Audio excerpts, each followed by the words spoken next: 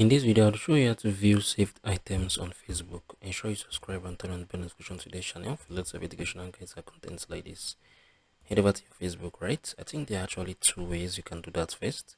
So let us head over to the first one. You're gonna see the saved, right? Click on this saved. You're gonna see everything you have saved, right? So everything you have saved is gonna be here, right? You can see this is the all. So if I click on, I think my collections, I think I've saved some posts here as well.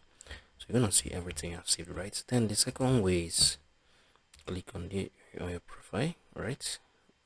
Like click on your account, click on the settings and privacy, click on the activity log, right? So wait for it to load up.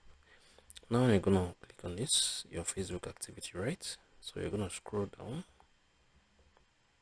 I think you're gonna see your saved somewhere here. Okay, yeah, so this is the saved items, right? So if you click on it, you're gonna be able to see everything you have saved up, right? So this is it, this is all of them. This is how you can do this. If you find this video helpful, share that below in the comment section. Thank you guys for watching through.